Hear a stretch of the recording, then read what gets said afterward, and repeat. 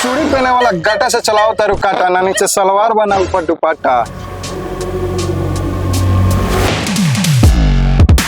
ओ सुबह सुबह अपना बहनिया के देख ले का आदमी या भैंस में तारा फर्क नहीं के बुझात। ए कथी चिल्लाता ना लेकिन छाव तारा सुख से गोर हाथ में तेल लगा के बिछाना पर सुतल बानी। कहाँ कहाँ करो आईबू घूम फिर के हमरा लगा आईबू।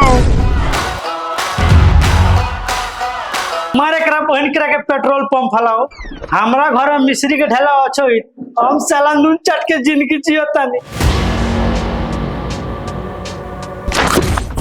अरे रे ये क्या करत? चुप चुप हाला मत करो जान जाई लो। I love you. हां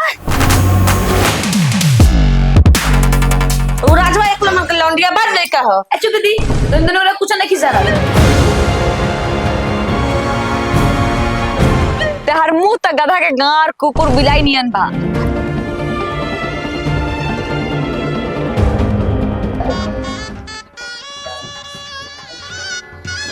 हाँ हाँ पत्नी के जगह चरण में ना दिल में उठेला।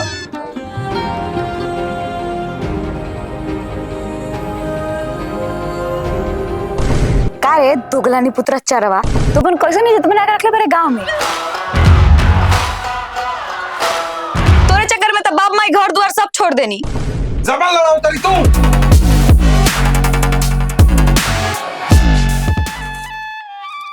कहाँ मर गई रे? मर गए रनिया चिकना लावे गए